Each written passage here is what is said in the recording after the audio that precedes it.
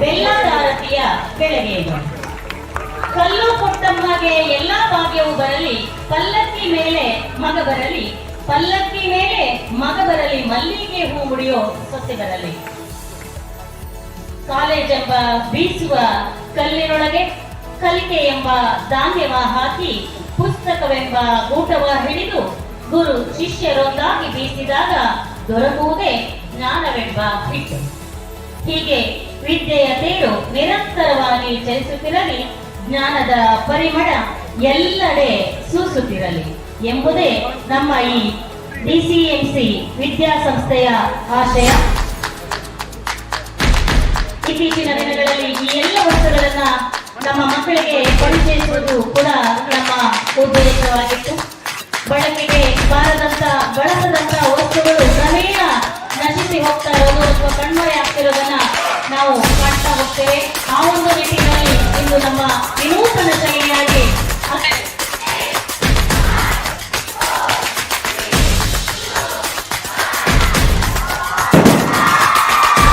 ಅದ್ಭುತವಾಗಿ ಪ್ರದರ್ಶನವನ್ನ ಮಾಡಿದ್ದಾರೆ. ಈ ಕಳೆದ 2024-25 ವರ್ಷದ ಒಂದು ಛಾಯಾಚಿತ್ರದ ಮೂಲಕ ತಮ್ಮ ನೆನಪಿನ ಬುದ್ಧಿಯನ್ನ ಅಲ್ಲಿ ಪ್ರದರ್ಶನ ಭಿತ್ತಿಯಲ್ಲಿ ಬೇರೆ ನಮ್ಮ ವಿದ್ಯಾರ್ಥಿಗಳು. ಧನ್ಯವಾದಗಳು. ಈ ಎಲ್ಲ ಕ್ರಿಯೇಟಿವಿಟಿ ಕೂಡ ನಮ್ಮ ವಿದ್ಯಾರ್ಥಿಗಳದ್ದೇ. ಹಾಗಾಗಿ ನಾವು ಅವರಿಂದಲೇ ಶುಭಾರಂಭಗೊಳಿಸಿದ್ದೇವೆ. ಧನ್ಯವಾದಗಳು.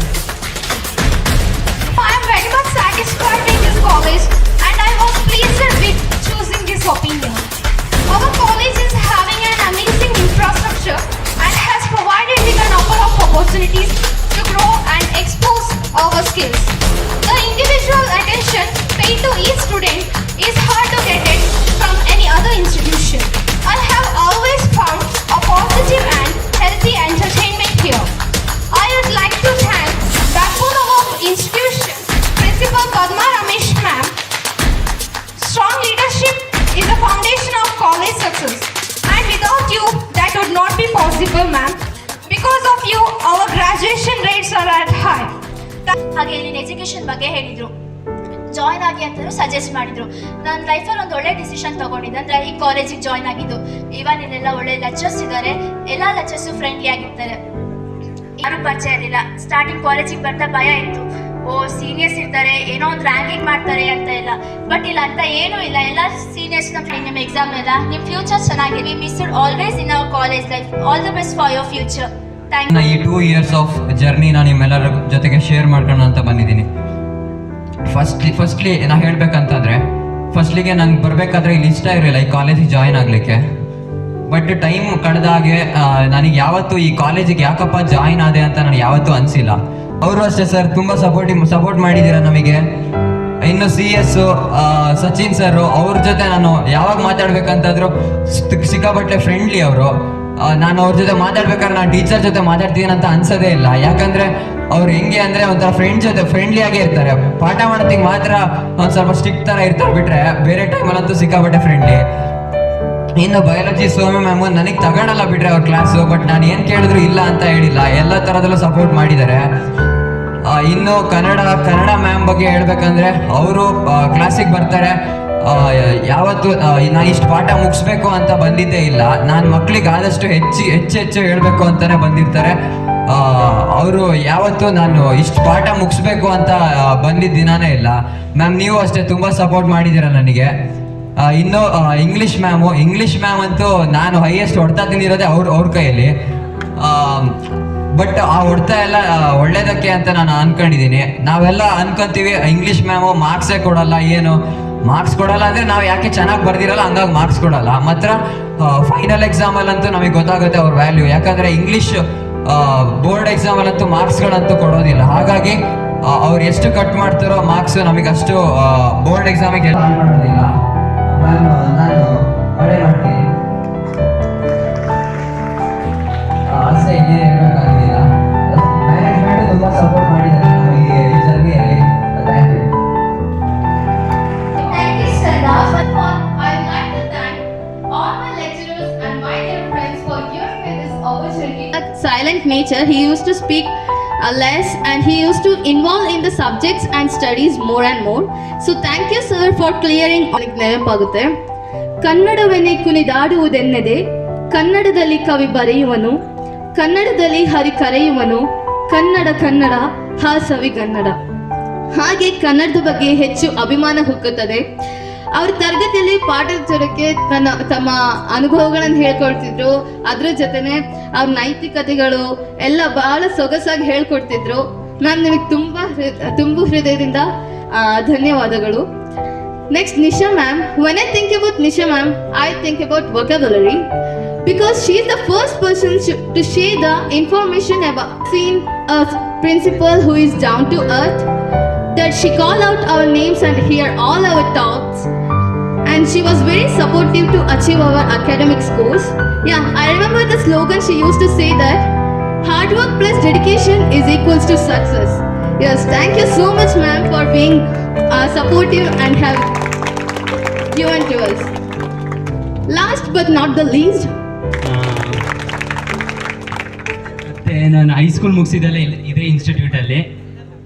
ಈ ಕಾಲೇಜು ನನಗೆ ಬೇಡ, ಇಲ್ಲಿ ಸೇರೋದು ಬೇಡ ಅಂತೆಲ್ಲ ಫೀಲಿಂಗ್ ಬಂದಿತ್ತು. ಯಾಕಂದರೆ ನಮ್ಮ ಫ್ರೆಂಡ್ಸ್ ಎಲ್ಲ ಹೊರಗೆ ಹೋಗ್ತಿದ್ದಾರೆ, ಇಲ್ಲಿ ಯಾಕೆ ಸೇರಬೇಕು, ಈ ನೋಡಿರೋ ಕಾಲೇಜ್ ಎಂತ ಇದೆ ಸ್ಪೆಷಲ್ ಅಂತ ನಾನು.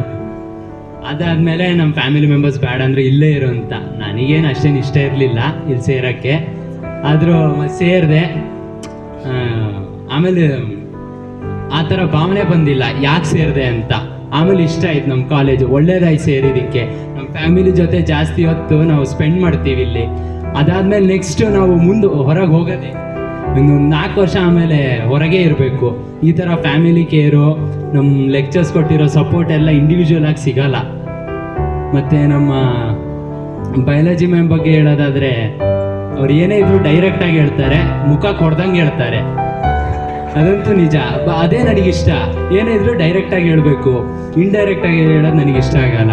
ಮತ್ತು ನಮ್ಮ ಸ್ಮಿತಾ ಮ್ಯಾಮು ಅವರು ನಿಂತಿದ್ದಾರೆ, ಅವರು ಒಳ್ಳೆ ಪಾಠ ಮಾಡಿಕೊಟ್ಟಿದ್ದಾರೆ ನಮಗೆ ಫಸ್ಟ್ ಇಯರಲ್ಲಿ. ಮತ್ತು ನಮ್ಮ ಮಂಜುನಾಥ್ ಸರ್ ಬಗ್ಗೆ ಹೇಳೋದಾದರೆ, ಅವರು ಈ ವರ್ಷನೇ ಜಾಯ್ನ್ ಆಗಿದ್ದಾರೆ, ಒಳ್ಳೆ ಪಾಠ ಮಾಡಿದ್ದಾರೆ. ಆದರೆ ಅವರು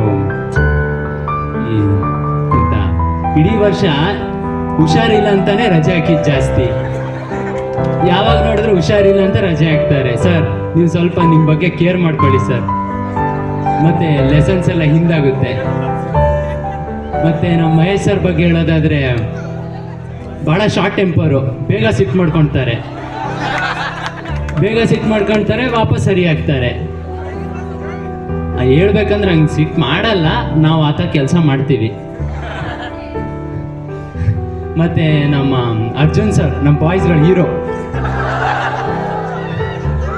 ಅವರು ಭಾಳ ಸಪೋರ್ಟಿವ್ ಆಗಿದ್ರು. ಈ ಸಲ ನಮ್ಮ ಕಾಲೇಜು ತಾಲೂಕು ಸ್ಪೋರ್ಟ್ಸ್ ನಡೆಸ್ಕೊಟ್ಟಿದ್ದು ಭಾಳ ಸಪೋರ್ಟಿವ್ ಆಗಿದ್ದರು.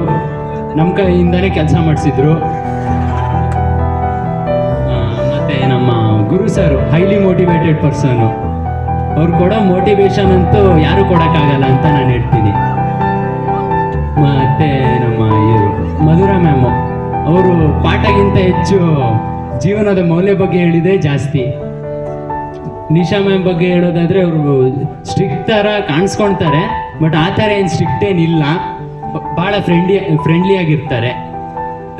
ನಮ್ಮ ಸಚಿನ್ ಸರು, ಅವರು ಬಾಯ್ಸ್ಗಳ ಬಗ್ಗೆ ಅಂದರೆ ಭಾಳ ಆಸಕ್ತಿ.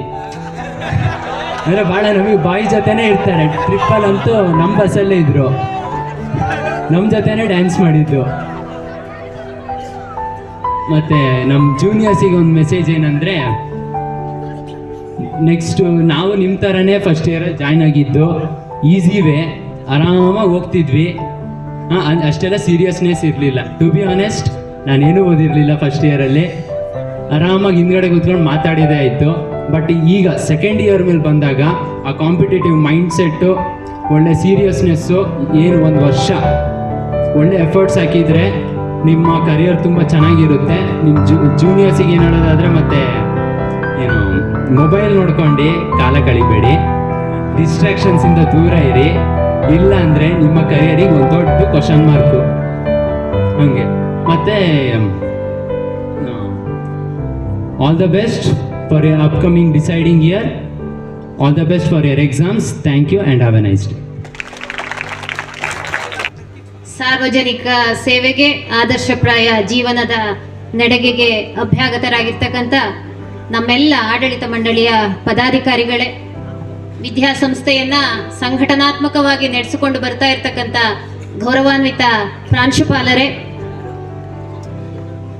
ನಮ್ಮ ಬಹುದಿನಗಳ ಆಹ್ವಾನಕ್ಕೆ ಈ ದಿನ ಪ್ರತಿಕ್ರಿಯಿಸಿ ಇವತ್ತು ನಮ್ಮೊಂದಿಗಿರ್ತಕ್ಕಂಥ ಶ್ರೀಯುತ ನಿರಂಜನ್ ಸರ್ ಅವರೇ, ನನ್ನೆಲ್ಲ ಸಹೋದ್ಯೋಗಿ ಮಿತ್ರರೇ, ಪ್ರೀತಿಯ ವಿದ್ಯಾರ್ಥಿಗಳೇ, ದ್ವಿತೀಯ PU ವಿದ್ಯಾರ್ಥಿಗಳಿಗೆ ಇದು ಬಹುಶಃ ಕೊನೆಯ ಸಭಾ ಕಾರ್ಯಕ್ರಮ. ಸಮಗ್ರ ವರ್ಷದ ಸಾರ್ಥಕತೆಯನ್ನ ನೆನಪಿಸ್ಕೊಳ್ತಕ್ಕಂಥ ದಿನ. ಹಂಚಿಕೊಂಡಂತೆ ನಾನಿಲ್ಲೇ DCMC ಅನ್ನುವಂಥದ್ದು ಕೆಲವರಿಗೆ ಆದ್ಯತೆಯಾಗಿತ್ತು, ಇನ್ನು ಕೆಲವರಿಗೆ ಅನಿವಾರ್ಯತೆಯಾಗಿತ್ತು. ನೀವು ಬಂದ ಕಾರಣ ಏನೇ ಇರಲಿ, ನಿಮ್ಮ ನಿರೀಕ್ಷೆಗೆ, ನೀವಿಟ್ಟ ನಂಬಿಕೆಗೆ ನಾವು ಹೇಗೆ ಪ್ರತಿಕ್ರಿಯಿಸಿದ್ವಿ, ನೀವು ನಮ್ಮೊಂದಿಗೆ ಹೇಗೆ ಸಹಕರಿಸಿದ್ರಿ ಅನ್ನುವಂಥದ್ದು ಮಾತ್ರ ಮಾನ್ಯ. ನಾನು, ನನ್ನೆಲ್ಲ ಉಪನ್ಯಾಸಕ ಮಿತ್ರರು ನಿಮ್ಮ ಉನ್ನತ ಫಲಿತಾಂಶಕ್ಕಾಗಿ, ನಿಮ್ಮ ಭವಿಷ್ಯಕ್ಕಾಗಿ ಶಕ್ತಿ ಮೀರಿ ಪ್ರಯತ್ನವನ್ನ ಇವತ್ತಿನವರೆಗೂ ಮಾಡಿದ್ದೇವೆ, ಇನ್ನೂ ಮಾಡ್ತೇವೆ ಕೂಡ. ಕಳೆದ ಬಾರಿ ಇದೇ ವೇದಿಕೆಯಲ್ಲಿ ನಿಂತು ನಿಮ್ಮ ಸೀನಿಯರ್ಸ್ ಅಲ್ಲಿ ಕೇಳ್ಕೊಂಡಿದ್ದಿಷ್ಟೇ ಮಕ್ಕಳ, ವರ್ಷದಿಂದ ವರ್ಷಕ್ಕೆ ನಮ್ಮ ಡಿಸ್ಟಿಂಕ್ಷನ್ ಬಂದ ವಿದ್ಯಾರ್ಥಿಗಳ ಬ್ಯಾನರಿನ ಸೈಜು ದೊಡ್ಡದು ಮಾಡಿಕೊಡಿ ಮಕ್ಕಳ ಅಂತ. ದೊಡ್ಡದು ಮಾಡಿದ್ದಾರೆ, ಇದೇ ಇಲ್ಲಿ ಪ್ರೂಫಿಗೆ ನಿಮ್ಮ ಮುಂದೆ. ಇದ್ದ 116 ವಿದ್ಯಾರ್ಥಿಗಳಲ್ಲಿ 75% ಹೆಚ್ಚು ಮಂದಿ ಡಿಸ್ಟಿಂಕ್ಷನ್ ತೆಗೆದು ಹೋದ್ರು. ಇದಕ್ಕಿಂತ ಹೆಮ್ಮೆ, ನಾನು ತುಂಬಾ ಹೆಮ್ಮೆಯಿಂದ ಹೇಳ್ಕೊಳ್ತೇನೆ ನನ್ನ ವಾಣಿಜ್ಯ ವಿಭಾಗದ ಎಲ್ಲ ಉಪನ್ಯಾಸಕ ಮಿತ್ರರಿಗೆ. ಕಾರಣ ಇಷ್ಟೇ, ಕನ್ನಡ ಮಾಧ್ಯಮದಲ್ಲಿ 10ನೇ ತರಗತಿಯಲ್ಲಿ 35% ತೆಗೆದು ಬಂದ, ಕಿವಿ ಕೇಳದ, ಮಾತನಾಡಲಿಕ್ಕೆ ಬರದೇ ಇರ್ತಕ್ಕಂಥ ಫಿಸಿಕಲಿ ಹ್ಯಾಂಡಿಕ್ಯಾಪ್ಡ್ ಒಬ್ಬ ಹುಡುಗನನ್ನ ನಮ್ಮ ವಿದ್ಯಾಸಂಸ್ಥೆ ಡಿಸ್ಟಿಂಕ್ಷನ್ ಮಾರ್ಕ್ ಕೊಟ್ಟು ಇವತ್ತು ಹೊರಗೆ ಕಳಿಸಿದೆ. ಇನ್ನೂ ಒಂದು ಮಾತಿದೆ ಅಂತೆ, DCMCಯಲ್ಲಿ ಯಾರಿಗೆ ಬೇಕಾದ್ರೂ ಅಡ್ಮಿಷನ್ ಕೊಡ್ತಾರೆ ಅಂತ. ಹೌದು, ನಾನು ಇವತ್ತು ನಿಮ್ಮ ಮುಂದೆ ಹೇಳ್ತಾ ಇದ್ದೀನಿ, ನಾವು ಯಾವತ್ತು ಸ್ಟೂಡೆಂಟ್ಸ್ ಅನ್ನ ಸೆಲೆಕ್ಟ್ ಮಾಡಿ ತಗೊಂಡ್ಲಿಲ್ಲ, ನಮಗೆ 95+ ಆದವರೇ ಬೇಕು ಅಂತ ನಾವು ಯಾವತ್ತು ತಗೊಂಡ್ಲಿಲ್ಲ. ನಿಮ್ಮ ಪರ್ಸೆಂಟೇಜ್ಗೆ ಸರಿಯಾಗಿ ನಮ್ಮ ಆಡಳಿತ ಮಂಡಳಿಯವರು ಫೀಸ್ ಅನ್ನು ಸಹ ಫಿಕ್ಸ್ ಮಾಡಲಿಲ್ಲ. ಹೌದು, ನಾವು ಎಲ್ಲರನ್ನ ತಗೊಳ್ತೇವೆ. ನಾವು ಕ್ಯಾಂಪೈನಿಂಗ್ ಹೋದಾಗ ಕೂಡ ಅಶ್ಯೂರ್ ಮಾಡಿ ಬರ್ತೇವೆ, ನಿಮ್ಮ 10th ಮಾರ್ಕ್ಸ್ ಕಾರ್ಡ್ ಅಲ್ಲಿರುವ ಪರ್ಸೆಂಟೇಜ್ಗೆ +5 ಅನ್ನೋ +10 ಅನ್ನೋ ನಾವು ಆಡ್ ಮಾಡಿಯೇ ಕಳಿಸ್ತೇವೆ ಅಂತ. ಇದಕ್ಕೆ ಪ್ರೂಫ್ ಆಗಿ ನಮ್ಮದೇ ಫೀಡಿಂಗ್ ಇನ್ಸ್ಟಿಟ್ಯೂಷನ್ ಇಂದ ಬಂದ ಮಕ್ಕಳಿದ್ದಾರೆ. 10ನೇ ತರಗತಿಯಲ್ಲಿ 71% ತೆಗೆದು ಬಂದ ಮಗು ಇವತ್ತು 91 ತೆಗೆದು ನಮ್ಮಿಂದ ನಾವು ಹೊರಗೆ ಕಳಿಸಿದ್ದೇವೆ. ಆ ಬಗ್ಗೆ ನನಗೆ ತುಂಬಾ ಹೆಮ್ಮೆ ಇದೆ. ನಾವು ಯಾರಿಗೆ ಬೇಕಾದ್ರೂ ಅಡ್ಮಿಷನ್ ಕೊಡ್ತೇವೆ. ಹೌದು, ನೀವೇ ನಮ್ಮ ಅಂಬಾಸಿಡರ್ಸ್ ಮಕ್ಕಳ. ನಿಮ್ಮಲ್ಲಿ ಕೆಲವರು ಕೇಳಿದ್ವಿ, ಮೇಡಮ್ ಈ ಸಲ ಸೈನ್ಸಿಗೊಂದು ಕಾಮರ್ಸಿಗೊಂದು ಡಿಸ್ಟಿಂಕ್ಷನ್ ಬರೋ ವಿದ್ಯಾರ್ಥಿಗಳ ಭಾವಚಿತ್ರ ಇರ್ತಕ್ಕಂಥ ಬ್ಯಾನರ್ ಅನ್ನ 2 ಮಾಡಿಸಬಹುದಾ, ಸಪರೇಟ್ ಮಾಡಿಸಬಹುದಾ ಅಂತ. ನಾನು ನಮ್ಮ ಆಡಳಿತ ಮಂಡಳಿಯವರ ಅನುಮತಿ ಇಲ್ಲದಲ್ಲೇ ನಾನು ಇವತ್ತು ತುಂಬಾ ಧೈರ್ಯವಾಗಿ ಹೇಳಬಲ್ಲೆ ಮಕ್ಕಳ, 2 ಅಲ್ಲ 5 ಬ್ಯಾನರ್ ಬೇಕಾದ್ರೂ ಮಾಡಿಸ್ತಾರೆ. ನಿಮ್ಮೂರಲ್ಲೇ ಒಂದು ಬ್ಯಾನರ್ ಅನ್ನ ಹಾಕಿಸಿ ಬರ್ತಾರೆ. ನೀವು ಅವರ ನಿರೀಕ್ಷೆಯ ಫಲಿತಾಂಶವನ್ನು ನೀಡಬೇಕಷ್ಟೇ. ನಿಮ್ಮ ರಿಸಲ್ಟೇ ನಮ್ಮ ಅಡ್ವರ್ಟೈಸ್ಮೆಂಟ್, ನೀವೇ ನಮ್ಮ ಅಂಬಾಸಿಡರ್ಸ್.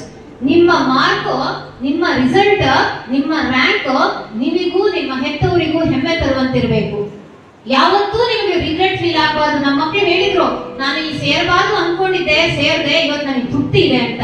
ನಿಮ್ಮ ಪೇರೆಂಟ್ಸ್ಗೆ ಯಾವತ್ತು, ಅಥವಾ ನಿಮಗೆ ನಾನು ಎಲ್ಲೋ ಇದ್ದಿದ್ರೆ ನಾನು ಏನೋ ಮಾಡ್ತಿದ್ನೇನೋ ಅಂತ ಭಾವ ಇಲ್ಲಿಂದ ಬಿಟ್ಟು ಹೋದ್ಮೇಲೆ ನಿಮಗೆ ಯಾವತ್ತೂ ಸಹ ಬರಬಾರ್ದು. ವಾಸ್ತವ ಇಷ್ಟೇ ಮಕ್ಕಳ, ನೀವು ಎಲ್ಲೇ ಇದ್ರೋ, ನಿಮ್ಮನ್ನ ಯಾರೇ ಮಾಡಿಸಿದ್ರೋ ಮಾಡಬೇಕಾದವರು ನೀವೇ.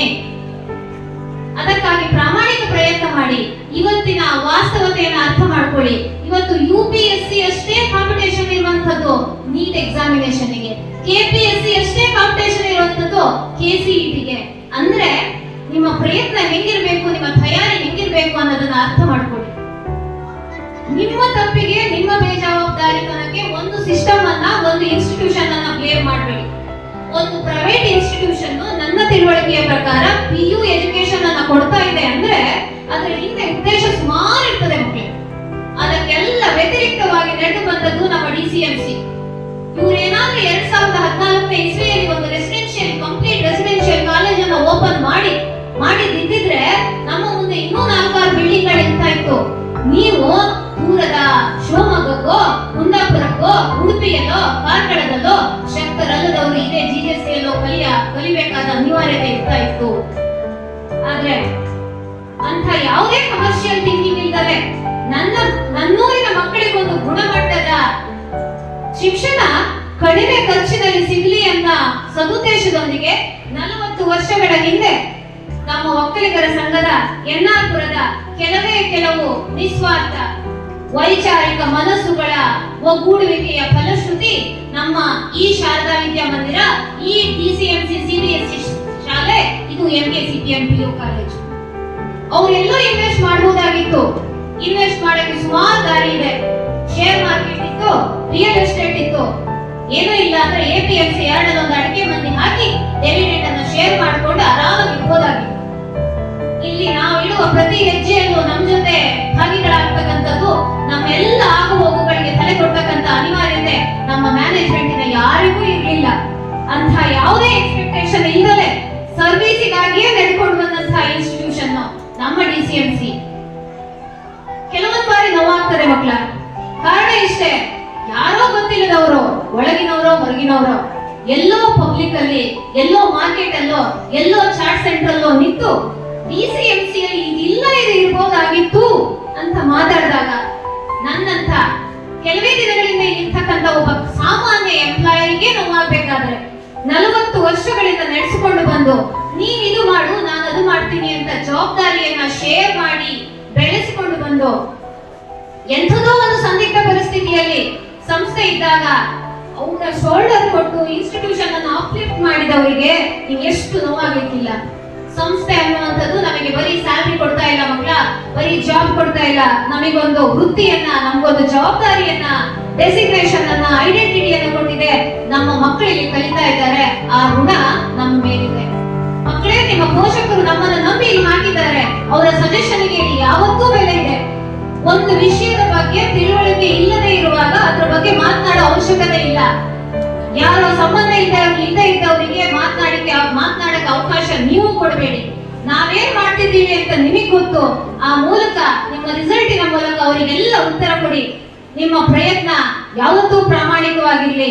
To become successful, use your time properly, use your opportunities properly, dream big, have a vision, execute the vision with the discipline, have a positive outlook, believe in supreme power, believe in yourself, do well in your examination. All the best. Thank you. ಮಕ್ಕಳೇ, ಇವತ್ತು ನಾವು ಸೌಮ್ಯ madam ಹೇಳಿರೋ ಹಾಗೆ ಕೊನೆಯ ಹಂತದಲ್ಲಿದ್ದೇವೆ. Second year PUC ವಿದ್ಯಾರ್ಥಿಗಳಿಗೆ ಇದೊಂದು ಕೊನೆಯ ಹಂತ, ಕೊನೆಯ ಸಭಾ ಕಾರ್ಯಕ್ರಮ.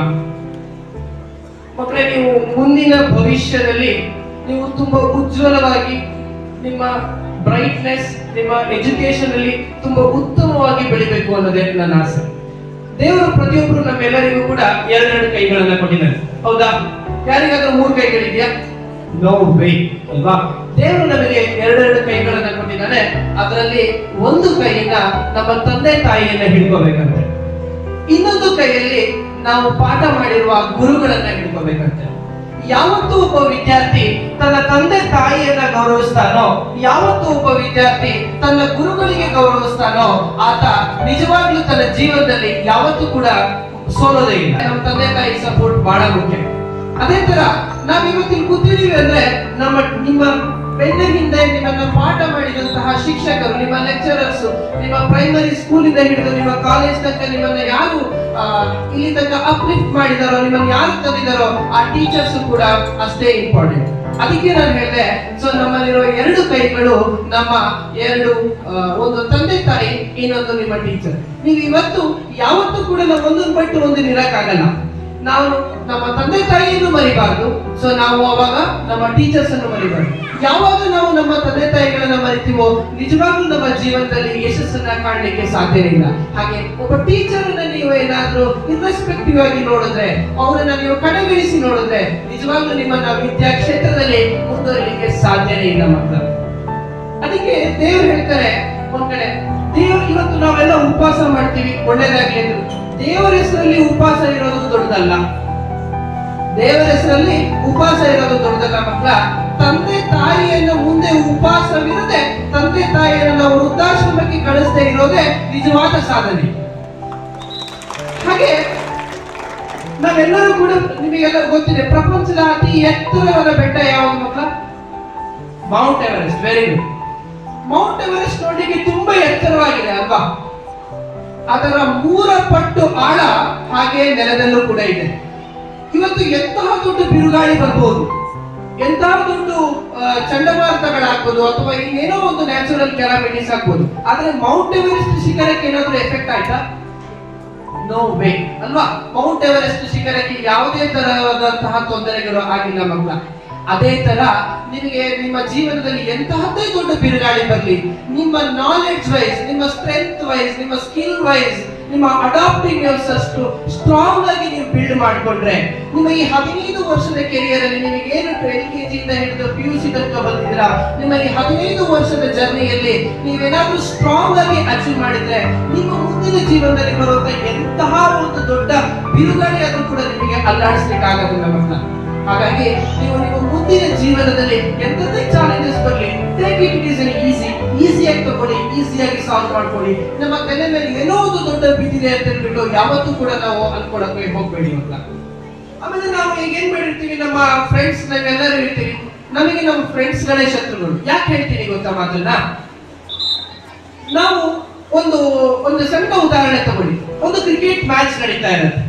ನಾನು ಮತ್ತೆ ನನ್ನ ಪಕ್ಕದಲ್ಲಿರೋರು ಬಹಳ ಒಳ್ಳೆ ಫ್ರೆಂಡ್ಸ್ಗಳು. ಒಬ್ಬ ಬ್ಯಾಟ್ಸ್ಮನ್ ಇದ್ದಾರೆ. ಈಗ ನಾನು ಮತ್ತೆ ನನ್ನ ಫ್ರೆಂಡ್ 2 ಜನ ಇದ್ದೀವಿ. ನಾವಿಬ್ರು ಒಂದ್ ಕಡೆ ನಿಂತ್ಕೊಂಡು ಕಾಯ್ತಾ ಇರ್ತೀವಿ. ನನ್ನ ಫ್ರೆಂಡ್ ಬ್ಯಾಟಿಂಗ್ ಮಾಡ್ತಾ ಇರ್ತಾನೆ, ಹೌದಾ? ನಾನು ಇಲ್ಲಿ ಕೂತು ಏನ್ ಯೋಚನೆ ಮಾಡ್ತಾ ಇರ್ತೀನಿ, ನನ್ನ ಮಗ ಇವ್ನು ಯಾವಾಗ ಔಟ್ ಆಗ್ತಾವ ಇವನು, ಹೌದಲ್ಲ? ನೀವೇನ್ ಎಕ್ಸ್ಪೆಕ್ಟ್ ಮಾಡ್ತೀರಾ? ನನ್ನದೇ ಫ್ರೆಂಡು ನನಗೇನ್ ಮಾಡ್ತಿದ್ದಾನೆ ಅವನು, ಸೊ ಇವನು ಯಾವಾಗ ಔಟ್ ಆಗ್ತಾನೆ ಮಗ ಅಂತ ಹೇಳ್ತೀನಿ. ಮಕ್ಕಳೇ, ನಿಮ್ಮೆಲ್ಲರಿಗೂ ಕೂಡ ನೀವು ನಿಮ್ಮ ಒಳ್ಳೆ ಗೆಳೆತನವನ್ನ ಹಂಚ್ಕೊಡಿ. ಕೆಟ್ಟದನ್ನು ಏನಿರುತ್ತೋ ಅದನ್ನ ಇಲ್ಲೇ ಮರ್ತು ಬಿಡಿ. ನಿಮ್ಮ ಜೀವನದಲ್ಲೂ ಅಷ್ಟೇ ಒಳ್ಳೆಯದನ್ನ ಸಾಕ್ಷೀಕರಿಸಿ ಮಕ್ಕಳ. ಹಾಗೆ ನಮಗೆ ಎಲ್ಲಿ ಕೊಡೋದಿಕ್ಕಾಗೋದಿಲ್ವೋ, ಎಲ್ಲಿ ನನಗೆ ಕಳೀಲಿಕ್ಕಾಗಲ್ವೋ ಅಲ್ಲಿ ನನಗೆ ಕ್ರಿಟಿಸೈಸ್ ಮಾಡುವ ಅವಕಾಶನೂ ನನಗಿಲ್ಲ. ಸೊ ನಾನೇನಾದ್ರೂ ಕೊಟ್ರೆ ನಾನು ಅದನ್ನ ಕ್ರಿಟಿಸೈಸ್ ಮಾಡ್ಬೋದು. ನಾನು ನಿಮಗೆ ಏನು ಕೊಡ್ತಿಲ್ಲ ಅಂತ ಹೇಳಿದ್ರೆ ದಯವಿಟ್ಟು ಏನು ಕ್ರಿಟಿಸೈಸ್ ಮಾಡ್ಲಿಕ್ಕೆ ಹೋಗ್ತಿಲ್ಲ. ನಾನು ಏನ್ ಹೇಳ್ತಾ ಇದ್ದೀನಿ ಅಂದ್ರೆ, ಸಮಾಜದಲ್ಲಿ ನಿಮಗೆ ತುಂಬಾ ತರದ ಅವಕಾಶಗಳಿರ್ಬೋದು, ತುಂಬಾ ತರದ ಆಶೋತ್ತರಗಳು ಸಿಗ್ಬೋದು. ಸೊ ನಾವು ಆಶೋತ್ತರಗಳಿಗೆ ಸ್ಪಂದಿಸಿದ್ರೆ ಸೊ ನಾವು ಅದನ್ನ ಕ್ರಿಟಿಸೈಸ್ ಮಾಡೋಣ. ಸೊ ನಾವು ಅದಕ್ಕೆ ಏನು ಕೊಡ್ಲಿಲ್ಲ ಅಂದ್ರೆ, ನಾನು ಸೊಸೈಟಿಗೆ ಏನು ಕೊಡ್ಲಿಲ್ಲ ಅಂದ್ರೆ ಸೊಸೈಟಿ ಹಾಗಿರೋದು ತಪ್ಪು ಅಂತ ನಾನು ಹೇಳೋದು ಎಷ್ಟು ಮಟ್ಟಿಗೆ ಸರಿ? ಮಕ್ಕಳ, ದಯವಿಟ್ಟು ಸೊಸೈಟಿಯಿಂದ ನಾವು ಏನ್ ಪಡ್ಕೊಳ್ತೀವೋ ಸೊಸೈಟಿಗೆ ನಾವು ಅದರ 2 ಕೊಡೋಣ. ಅದನ್ನ ನಾವೇನು ತಗೊಳ್ತೇವೆ, ನಾವೇನು ಕೆಲಸನೇ ಮಾಡಿದೆ, ಸೊ ನಾವು ಹಾಗಲ್ಲ, ಹೀಗಿರ್ಬೇಕಿತ್ತು, ಹಾಗಿರ್ಬೇಕಿತ್ತು ಅಂತ ಹೇಳೋದು ಶುದ್ಧ ತಪ್ಪು. ಮಕ್ಕಳ, ನಿಮ್ ಜೀವನದಲ್ಲಿ ನೀವು ಒಳ್ಳೆದನ್ನ ಬೆಳೆಸ್ಕೊಂಡು ಸೊ ನೀವು ಮುಂದೆ ಯಶಸ್ಸನ್ನ ಕಾಣಲಿ ಅಂತ ಹೇಳ್ಬಿಟ್ಟು ನನ್ನ ಆಸೆ. ಸೊ ಸಂಸ್ಕೃತದಲ್ಲಿ ಒಂದು ಮಾತಿದೆ, ಯತ್ ಭಾವಂ ತದ್ ಭವತಿ ಅಂತ ಅಲ್ವಾ? ಸೊ ಒಳ್ಳೆ ಆಲೋಚನೆಗಳು, ಒಳ್ಳೆ ಥಿಂಕಿಂಗ್ಗಳು, ಹಾಗೆ ನಾವು ಹೇಗಾಗ್ಬೇಕು, ಹೇಗಿರ್ಬೇಕು ಅಂತ ಹೇಳ್ಬಿಟ್ಟು ನಾವು ಅದೇ ತರ ಥಿಂಕ್ ಮಾಡ್ತಾ ಇದ್ರೆ ಸೊ ನಾವು ಏನ್ ಹೇಳ್ತೀವಿ ಅದೇ ತರ ಆಗೋಗ್ಬಿಡ್ತೀವಿ. ಸೊ ನಾವು ಅವ್ನು ಹಾಳಾಗ್ಬೇಕು, ಅವನು ಕೆಟ್ಟದಾಗ್ಬೇಕು, ಅವನಿಗೆ ಸ್ಕೋರ್ ಬರಬಾರ್ದು, ನನಗೆ ಮಾತ್ರ ಸ್ಕೋರ್ ಬರಬೇಕು, ಲೈಕ್ ಈ ತರದ ಯಾವುದೇ ತರದ ನೆಗೆಟಿವ್ ಭಾವನೆಗಳನ್ನ ದಯವಿಟ್ಟು ಮಕ್ಕಳ ಇಟ್ಕೊಳ್ಳೋಕೆ ಹೋಗ್ಬೇಡಿ.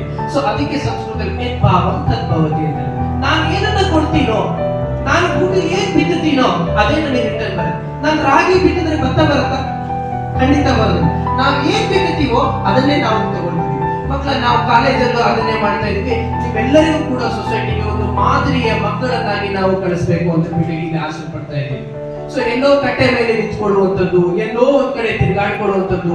ಸೊ ನನಗೆ ಒಂದು ಸ್ಟೂಡೆಂಟ್ ಹೇಳ್ದ, ಸರ್ ನಮ್ ದುಡ್ಡಲ್ಲಿ ನಾವು ಶೋಕಿ ಮಾಡ್ಬೇಕು ಅಂತ. 100% ನಿಜವಾದ ಮಾತಿದೆ. ನಾನು ಯಾಕೆ ಹೇಳ್ತೀನಿ ಅಂದ್ರೆ, ನಾವು ಅರ್ನ್ ಮಾಡುವಂತಹ ಸಮಯದಲ್ಲಿ ನಾವು ಗಳಿಸಿರುವಂತಹ ಆಗ ನಾವು ಶೋಕಿ ಮಾಡುವ. ಸೊ ನಾವು ಯಾರ್ದೋ ದುಡ್ಡು, ಇವತ್ತು ನನ್ನ ಪ್ರಶ್ನೆ ಹೇಳಿದೆ, ನಮ್ಮ ತಂದೆ ತಾಯಿಯ ಪರಿಶ್ರಮದ ಫಲವಾಗಿ ನಾವು ಇವತ್ತಿಲ್ಲಿದ್ದೀವಿ.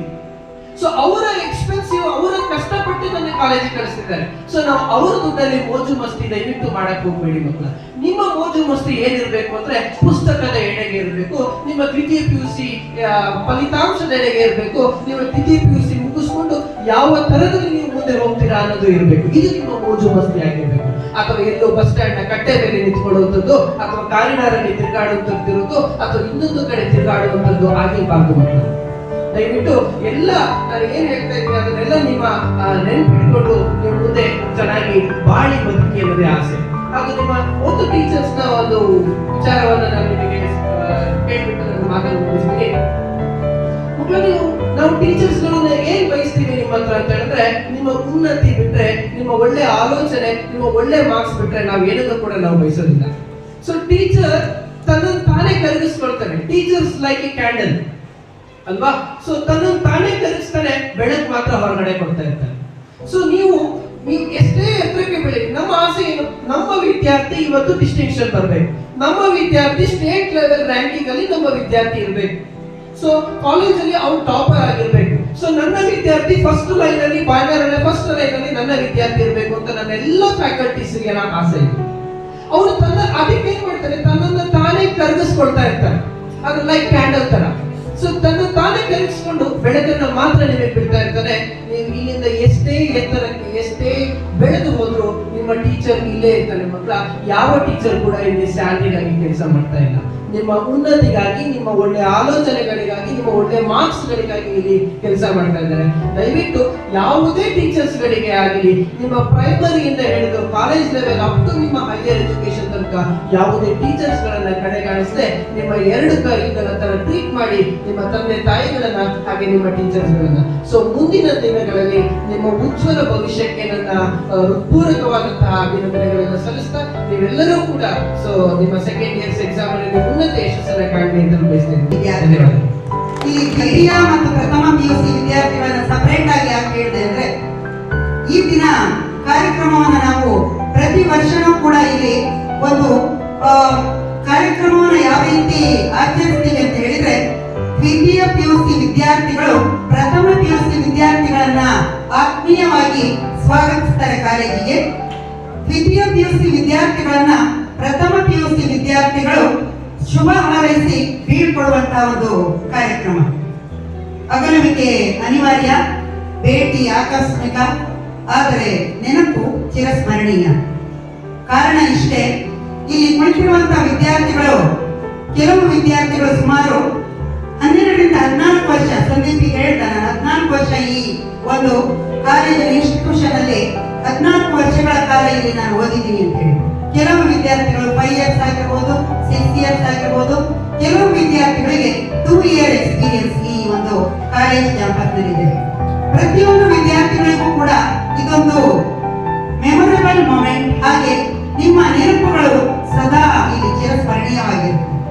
ಆ ನಿಟ್ಟಿನಲ್ಲಿ ಈ ಕಾರ್ಯಕ್ರಮವನ್ನ ದ್ವಿತೀಯ PUC ವಿದ್ಯಾರ್ಥಿಗಳಿಗಾಗಿ ಪ್ರಥಮ PUC ವಿದ್ಯಾರ್ಥಿಗಳು ನಡೆಸಿಕೊಡುವಂತಹ ಫೇರ್ವೆಲ್ ಫಂಕ್ಷನ್ ಇದೆ. ಹಾಗೆ ಈ ಕಾರ್ಯಕ್ರಮವನ್ನು ಅಚ್ಚುಕಟ್ಟಾಗಿ ಆಯೋಜಿಸಿಕೊಟ್ಟಿರುವಂತಹ ಪ್ರಥಮ PUC ತರಗತಿ ಉಪನ್ಯಾಸಕರು ಹಾಗೂ ಎಲ್ಲ ವಿದ್ಯಾರ್ಥಿಗಳಿಗೂ ಕೂಡ ಈ ಮೂಲಕ ಧನ್ಯವಾದಗಳನ್ನ ಅರ್ಪಿಸ್ತಾ ಇದ್ದೇನೆ. ಹಾಗೆ ಈ ಒಂದು ಸಾಲಿನಲ್ಲಿ ಇರುವಂತಹ ವಿದ್ಯಾರ್ಥಿಗಳು ಸೈನ್ಸ್ ಮತ್ತು ಕಾಮರ್ಸ್ ನಲ್ಲಿ ವಿದ್ಯಾರ್ಥಿಗಳು ಏನಿದ್ದಾರೆ, ಸೈನ್ಸ್ ನಲ್ಲಿ 87 ವಿದ್ಯಾರ್ಥಿಗಳು ಹಾಗೂ ಕಾಮರ್ಸ್ ನಲ್ಲಿ 44 ವಿದ್ಯಾರ್ಥಿಗಳು ಈ ಒಂದು ಸಾಲಿನಲ್ಲಿ ನಮ್ಮ ಕಾಲೇಜಿನಿಂದ ನಿರ್ಗಮಿಸ್ತಾ ಇದ್ದೀರಿ. ನಿಮಗೆಲ್ಲ ಒಂದು ಭವಿಷ್ಯದ ಕನಸಿದೆ, ಮುಂದೆ ಏನ್ ಮಾಡಬೇಕು ಅನ್ನುವಂತಹ ಒಂದು ಆಲೋಚನೆ ಆಲ್ರೆಡಿ ನಿಮಗೆ ಬಂದಿರುತ್ತೆ. ಆ ನಿಟ್ಟಿನಲ್ಲಿ ನಿಮ್ಮ ಪ್ರಯತ್ನ ಸದಾಕಾಲ ಇರಬೇಕಾಗುತ್ತೆ. ಹಾಗೆ ಈ ಒಂದು ಕಾಲೇಜು ವರ್ಷದಿಂದ ವರ್ಷಕ್ಕೆ ಕೇವಲ 34 ವಿದ್ಯಾರ್ಥಿಗಳಿಂದ ಪ್ರಾರಂಭಗೊಂಡು 10 ವರ್ಷಗಳಲ್ಲಿ ಸುಮಾರು 260 ವಿದ್ಯಾರ್ಥಿಗಳನ್ನ ಈ ಕಾಲೇಜು ಸಂಪಾದಿಸಿದೆ ಅಂತ ಹೇಳಿದ್ರೆ, ಈ ಕಾಲೇಜಿನಲ್ಲಿ dedicated, Young and energetic lecturers ಆಗಿರ್ಬೋದು. ಹಾಗೆ ನಿಮ್ಮ ಮುಂದೆ ಸದಾ ನಮಗೆ ಎಲ್ಲ ರೀತಿಯ ಇನ್ಫ್ರಾಸ್ಟ್ರಕ್ಚರ್ ಆಗಿರ್ಬೋದು, ಯಾವುದೇ ನಿಮ್ಮ ಬೇಡಿಕೆಗಳಾಗಿರ್ಬೋದು, ತಕ್ಷಣವೇ ನಿಮಗೆ ಪ್ರತಿಕ್ರಿಯೆಯನ್ನು ನೀಡ್ತಾ ಇರುವಂತ ನಮ್ಮ ಆಡಳಿತ ಮಂಡಳಿ ಇದಕ್ಕೆ ಕಾರಣ. ಇಲ್ಲಿ ಕಾರಣ ಇಷ್ಟೇ, ಆಲ್ರೆಡಿ ಸೌಮ್ಯ ಹೇಳಿದ್ರು, ಈ ಕಾಲೇಜನ್ನ ಕಟ್ಟಿರುವಂತದ್ದು ಯಾವುದೇ ಒಂದು ಕಮರ್ಷಿಯಲ್ ದೃಷ್ಟಿಯಿಂದ ಅಲ್ಲ. ಈ ಕಾಲೇಜಿಗೆ ಪಾಲಕ ಪೋಷಕರ ಬೇಡಿಕೆ ಆಗಿತ್ತು ಒಂದು ಕಾಲದಲ್ಲಿ.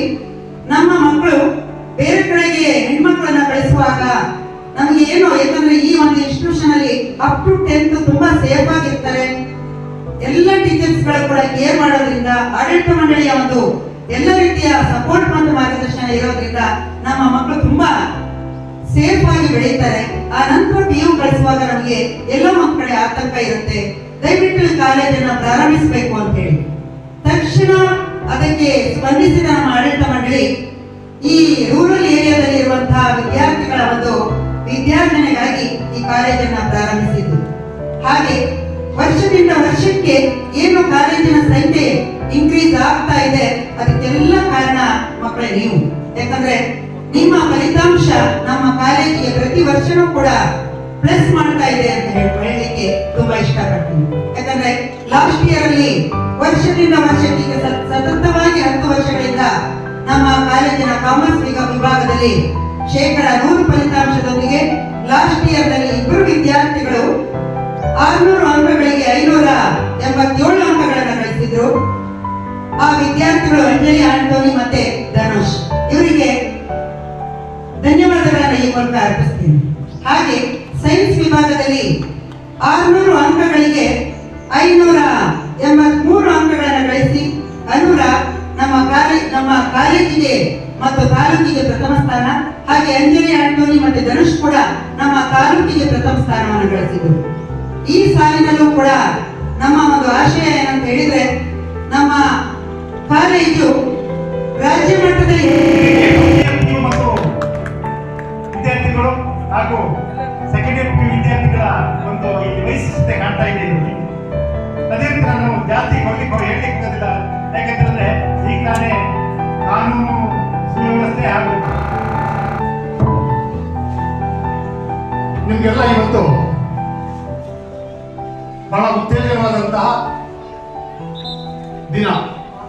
ತಮ್ಮ ಮನದಾಳದ ಮಾತುಗಳನ್ನ ಮನಬಿಚ್ಚಿ ಮಾತಾಡಲಿಕ್ಕೆ ಸ್ವಾತಂತ್ರ್ಯ ಸಿಕ್ಕಂತ ದಿನಾಂಕ ಅಂತಕ್ಕಂಥದ್ದನ್ನ ಭಾವಿಸ್ಕೊಂಡಿರ್ತಕ್ಕಂಥದ್ದು ನಿಮ್ಮ ಮಾತುಗಳಲ್ಲಿ. ನಿಮ್ಮನ್ನ ಇವತ್ತಿಂದ ನಾವು ಸೆಕೆಂಡ್ PUC ಮಕ್ಕಳನ್ನ ಇರಿ ಅಂತ ಹೇಳಕ್ ಸಾಧ್ಯ ಆಗಲಿಲ್ಲ. ಯಾಕೆಂತಂದ್ರೆ ನಮ್ಮ ಹತ್ರ ಮುಂದೆ ನೀವು ಹೋಗುವಂತ ಯಾವ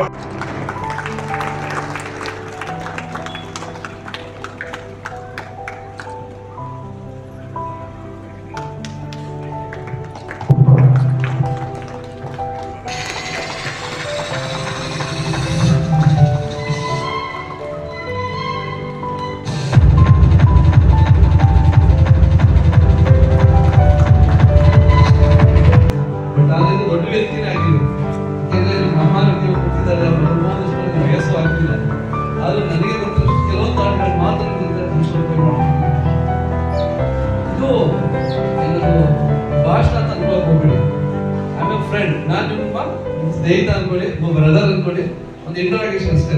ಗೊತ್ತಿದ್ಯಾ? ನಿಮ್ಮ PUC ಸೆಂಡ್ ಆಫ್ ಏನಿದೆ, ಮೇಡಮ್ ಬಹಳಷ್ಟು ವಿಚಾರಗಳು ತುಂಬಾನೇ ಚೆನ್ನಾಗಿ ಹೇಳಿದ್ರು. ಮತ್ತೆ ಹಲವಾರು ಸ್ಟೂಡೆಂಟ್ಸ್ ಸಮೇತವಾಗಿ ಹಲವಾರು ವಿಚಾರಗಳು ಹೇಳಿದ್ದಾರೆ. ಈಗ ನಾನು ಹೇಳೋದು ಏನಿಲ್ಲ. ಈಗ ನಾನು ಮೊನ್ನೆ ಪ್ರಜಾವಾಣಿಯಲ್ಲಿ ಒಂದು ಆರ್ಟಿಕಲ್ ಓದ್ತಾ ಇದ್ದೆ. ಅಲ್ಲಿ ಹೇಳ್ತದೆ, ಈ ಪ್ರಪಂಚದಲ್ಲಿ ಯಾವುದೆಲ್ಲ ಒಳ್ಳೇದು ಅಂತ ಇದೆ ಅದೆಲ್ಲವೂ ಆಲ್ರೆಡಿ ಹೇಳಿ ಬಿಟ್ಟು ಹೋಗ್ಬಿಟ್ಟಿದಾರಂತೆ. ಬಟ್ ಆಯ್ಕೆ ಅನ್ನೋದು ನಮ್ಮ ಕೈಲಿದೆ ಅಂತ, ಯಾವ್ದು ಪಿಕ್ ಮಾಡಬೇಕು, ಯಾವ್ದು ಚೂಸ್ ಮಾಡಬೇಕು ನಮ್ಮ ಕೈಲಿದೆ ಅಂತ.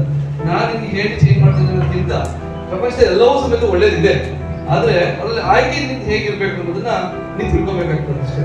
ಈಗ ಒಂದು ಕಾಮರ್ಸ್ ಹುಡುಗಿ ಹೇಳ್ತಾ ಇದ್ರು, ಆ ಮೀನನ್ನ ಬೌಲಲ್ಲಿ ಹೇಗಿರ್ತದೆ, ಹೊರಗಡೆ ಬಿಟ್ಟು ಹೇಗಾಗ್ತದೆ ಅಂತ. ಸೊ ನೀನೆಲ್ಲಿರ್ಬೇಕು, ಲಿಮಿಟೇಷನ್ ಹಾಕಬೇಕಾ, ನಿನ್ನ ಸಾಧನೆಗೆ, ನಿನ್ನ ಪ್ರತಿಭೆಗೆ ಲಿಮಿಟೇಷನ್ ಹಾಕಬೇಕಾ, ಅಥವಾ ನಾನು ವಿಶ್ವವ್ಯಾಪಿ ಬೆಳಿಬೇಕಾ ಅನ್ನೋದನ್ನ ನೀವು ತಿಳ್ಕೊಂಡ್ರೆ ಅಚೀವ್ಮೆಂಟ್ ಆಗ್ತದೆ. ನನಗೆ ನೆನ್ಪಡ್ತದೆ, ಫಸ್ಟ್ ಆಫ್ ಆಲ್ ನಾನು PUC ನೆನ್ಪಡ್ತಾ ಇದ್ದೀನಿ. 2010 ಅಲ್ಲಿ ನಾನು PUC ಮುಗಿದ್ದು. ಸೊ ನಾ ಫಸ್ಟ್ PUC ಸೇರ್ಕೊಂಡಾಗ ಆರ್ಟ್ಸ್ ಸ್ಟೂಡೆಂಟ್. ನಾನು ಆಕ್ಚುಲಿ ಹಿಸ್ಟ್ರಿ ಲೆಕ್ಚರ್ ಬಂದು ಫಸ್ಟ್ ಪಾಠ ಮಾಡ್ತಾರೆ ನನಗೆ. ಇತಿಹಾಸ ಎಂಬುದು ದಂತಕಥೆ ಅಲ್ಲ, ಇತಿಹಾಸ ಎಂಬುದು ಬಜ್ಜಿಕತೆ ಅಲ್ಲ, ಅದು ಸತ್ಯ ಶೋಧನೆ ಇತಿಹಾಸ ಅಂತ. ನಾನು ಅವತ್ತು ಇನ್ಸ್ಪಿರೇಷನ್ ಆದೆ, ಎಷ್ಟು ಚೆನ್ನಾಗಿ ಪಾಠ ಮಾಡ್ತಾರೆ ಅಂತ. ಸೊ ನಾನು ಅವಾಗ ಡಿಸೈಡ್ ಮಾಡಿದೆ, ಅದಾದ್ರೆ ಹಿಸ್ಟ್ರಿ ಲೆಕ್ಚರ್, ಹಿಸ್ಟ್ರಿ ಎಂಟಿನೇ ಮಾಡಬೇಕು, ದೆನ್ PU ಲೆಕ್ಚರೇ ಆಗ್ಬೇಕು ಅಂತ. ಸೊ ಅದೇ ಫೋಕಸ್ ಅಲ್ಲಿ ನಾನು ನನ್ನ ಎಜುಕೇಶನ್ ಅಕಾಡೆಮಿನ ತಗೊಂಡು ಹೋದೆ. ಡಿಗ್ರಿನಲ್ಲೂ ಅಷ್ಟೇ, ಕನ್ನಡ ಕ್ಲಾಸಿಗೆ ಕೂತಿದ್ದೆ ಇಲ್ವೋ, ಇಂಗ್ಲಿಷ್ ಕ್ಲಾಸಿಗೆ ಕೂತಿದ್ದೆ ಇಲ್ವೋ, ಎಕನಾಮಿಕ್ ಕ್ಲಾಸಿಗೆ ಕೂತಿದ್ದೆ ಇಲ್ವೋ. ಹಿಸ್ಟ್ರಿ ಲೆಕ್ಚರ್ ಕ್ಲಾಸ್ ಅಂತಂದ್ರೆ ಯಾವ ಸ್ಟೇಡಿಯಂ ಅಲ್ಲಿ ಯಾವ ಪಾಕಲ್ಲಿ ಓಡ್ಬೇಕು ಕೂತಿದ್ದೆ. ಅದು ಆ ಇಂಟ್ರೆಸ್ಟ್ ನನಗೆ ಅದು ಕುತ್ಕೊಂಡು ಕೇಳಬೇಕು ಅಂತ. ಎಲ್ರಿಗೂ ಒಂದು ವಿಚಾರ ಏನಂದ್ರೆ ಆ ವಸಂತ ಕುಮಾರ್ ಸರ್ ಅಂದ್ರೆ ಹುಡುಗರಿಗೆಲ್ಲ ಇಷ್ಟ ಆಗ್ತಿಲ್ಲ, ಬೋರ್ ಆಗ್ತಿತ್ತು ಕ್ಲಾಸ್. ನನಗೆ ಮೊದಲು ಬಹಳ ಇಂಟ್ರೆಸ್ಟ್ ಆಗ್ತಿತ್ತು. ಮೀನ್ಸ್ ನೀನ್ ಯಾವ್ದ್ರ ಮೇಲೆ ಇಂಟ್ರೆಸ್ಟ್ ಜಾಸ್ತಿ ತೋರಿಸ್ತೀಯೋ ಆಗ ಆ ಸಬ್ಜೆಕ್ಟ್ ಮೇಲೆ ಆಟೋಮೆಟಿಕ್ ಪ್ರೀತಿ ಬೆಳೀತಾ ಹೋಗ್ತದೆ. ನೀನ್ ಯಾವ ಇಂಟ್ರೆಸ್ಟ್ ತೋರಿಸೋದಿಲ್ವೋ ಆಗ ಎಷ್ಟೇ ಚೆನ್ನಾಗಿರ್ಲಿ ಅದು ಸುರಿದ ಬಾಳೆಹಣ್ಣು ಅಂತಿದ್ರು ಸಮೇತ ಕಲ್ಲಿನ ಉಕ್ಕಿನ ಕಡೆ ಅಂತ ಕಾಣ್ತದೆ. ಸೊ ನಮ್ಮ ಮಾಸ್ಟರ್ ಡಿಗ್ರಿಗೂ ಇದೇ ಹೋದೆ ನಾನು ಹೇಳ್ಬೇಕು ಅಂದ್ರೆ ಮಾಸ್ಟರ್ ಡಿಗ್ರಿನಲ್ಲಿ ನಾವು ಬಂದಾಗ ಮೈಸೂರು ಯೂನಿವರ್ಸಿಟಿನಲ್ಲಿ ಎಂಟ್ರೆನ್ಸ್ ಎಕ್ಸಾಮ್ ಮುಂಚೆ ಆಗ್ತಿತ್ತು, ಪರ್ಸೆಂಟೇಜ್ ಮೇಲೆ ಸೀಟ್ ಕೊಡ್ತಾ ಇದ್ರು. ಅಲ್ಲಿ ಅವ್ರು ಹೇಳಿದ್ರು ಲೆಕ್ಚರ್, ನೀವು ಮಾಡಿದ್ರೆ ಕ್ಯಾಂಪಸ್ ಅಲ್ಲೇ ಮಾಡ್ಬೇಕು, ಮಾನಸಿಕ ಕ್ಯಾಂಪಸ್ ಅಲ್ಲೇ ಮಾಡ್ಬೇಕು. ಇಲ್ಲೆಲ್ಲ ಹೇಮ ಗಂಗೋತ್ರಿನಲ್ಲೋ ಇನ್ಯಾವುದೋ ಕೇರ್ಪೇಟೆಲ್ಲೋ ನೀವು ಮಾಡಿದ್ರೆ ಒಂದ್ ಶೆಡ್ಡಿಂದ ಪಕ್ಕ ಶೆಡ್ಡಿ ಹೋದಾಗ ಅಷ್ಟೇ ಫೀಲ್ ಆಗ್ತದೆ. ನೀವು ಬದುಕು ಕಲ್ಸ್ಕೊಳ್ಳೋದು ಗಂಗೋತ್ರಿ ಹೋಗಿ ಮಾಡ್ಬೇಕು ಅಂತ. ಡೆಫಿನೆಟ್ಲಿ ನಾನು ಅವತ್ತು ತಗೊಂಡಂತ ನಿರ್ಧಾರ ಒಳ್ಳೇದಿದೆ ಅಂತ ಅನ್ಸುತ್ತೆ. ನಾನು ಅವತ್ತು ಡಿಗ್ರಿ ಮುಗಿದ್ಮೇಲೆ ಫಸ್ಟ್ ಟೈಮ್ ನಮ್ಗೆ ಸಿಟಿ ಇಂಟರ್ವ್ಯೂ ಮಾಡಿದ್ರು. ಅಂದ್ರೆ ಎಂಟ್ರೆನ್ಸ್ ಎಕ್ಸಾಮ್ ಇರ್ತದೆ, ಎಂಟ್ರೆನ್ಸ್ ಎಕ್ಸಾಮ್ 50% ನಮ್ಮ ಮಾರ್ಕ್ಸ್ ಪರ್ಸೆಂಟೇಜ್ ಇದೆ. ಸೊ ನಾನು ಅಪ್ಲಿಕೇಶನ್ ಹಾಕಿದ್ದು ಒಂದೇ ಒಂದೇ ಕ್ಯಾಂಪಸ್ಗೆ. ಅದು ಹಾಕಿದ್ದು ಇಷ್ಟು ಒಂದಕ್ಕೆ ಎಕನಾಮಿಕ್ ಹೋಗ್ಲಿಲ್ಲ, ಪೊಲಿಟಿಕಲ್ಗೂ ಹೋಗ್ಲಿಲ್ಲ. ಸೊ ಫೋಕಸ್ ಅದೇ ತರ ಮಾಡಿದಾಗ ಗೋಲ್ ಮಾಡಿದೆ 3 ಸೀಟರ್ ಸೆಲೆಕ್ಷನ್ ಆಗುತ್ತೆ. ಅದಾದ್ಮೇಲೆ ನನ್ನ ಮನಸ್ಥಿತಿಗಳು, ನನ್ನ ಆಲೋಚನೆಗಳು ಎಲ್ಲವೂ ಚೇಂಜ್ ಆಯ್ತು. ಮೀನ್ಸ್ ನಾನು ಅಲ್ಲಿ ಡಾಕ್ಟರ್ ನಿರಂಜನ್ ಗೌಡ ಅನ್ಸ್ಕೊಂಡ್ ಬರ್ಬೇಕು, PhD ಮುಗಿಸ್ಕೊಂಡ್ ಬರ್ಬೇಕು ಅಂತ ಹೋದ ನಾನು ಅಲ್ಲಿ. ಸೊ ಅಲ್ಲಿ ಹೋದಾಗ ಅಕಾಡೆಮಿ ನೋಡಿದಾಗ ಅಲ್ಲಿ MPhil ಮಾಡ್ದೋಗಿದ್ದಾನೆ, PhD ಮಾಡ್ದೋಗಿದ್ದಾನೆ. ಸೊ ಏನಿದು ಬೈಕ್ ಸೇಲಿಂಗ್ ಆಗಿದ್ಯಾ, ಏನೇನೋ ತಾಳ್ಕೊಂಡು ಬಂತು. ನಿಮಗೆ ಬದುಕು ಮುಂದೆ ಕಲ್ಸ್ಕೊಡ್ತಾರೆ. ಇವತ್ತು ಎಲ್ಲವೂ ತುಂಬಾ ಸುಂದರವಾಗಿ ಕಾಣ್ತಾರೆ. PUC ಇದೆಯಲ್ಲ ಅಂತದ್ದು ಎಲ್ಲವೂ ಕಲರ್ಫುಲ್. ನಿಮ್ಗೆ ಹುಡುಗರು ಸುಂದರವಾಗಿ ಕಾಣ್ತಾರೆ, ಹುಡುಗಿರು ಸುಂದರವಾಗಿ ಕಾಣ್ತಾರೆ, ಒಂದು ವಸ್ತು ಸಮೇತ ಸುಂದರವಾಗಿ ಕಾಣ್ತದೆ. ಬದುಕು ಅನ್ನೋದು ಮುಂದೆ ಕಲ್ಸ್ಕೊಡ್ತಾ ಹೋಗ್ತದೆ. ಸೊ ಅಲ್ಲಿ ನನ್ನ ಬದುಕು ಚೇಂಜ್ ಆಯ್ತು. ನಾನು ಅಲ್ಲಿ ಕಾಂಪಿಟೇಷನ್ಸ್ಗೆ ನಾನು ಹೋಗ್ಬೇಕು, ಈ ಅಕಾಡೆಮಿಯಿಂದ ಇಲ್ಲಿ ನನಗೆ ಲೈಫ್ ಇಲ್ಲ ಅನ್ನೋದು ಮನಸ್ಥಿತಿ ಬಂದು ನಾನು ಅಲ್ಲಿಂದ ಕಾಂಪಿಟೇಷನ್ ಫೀಲ್ಡ್ ಬಂದೆ. ನಾನು 2014-15 ಅಲ್ಲಿ ಆಲ್ಮೋಸ್ಟ್ 3 years ನಾನು ಒಂದು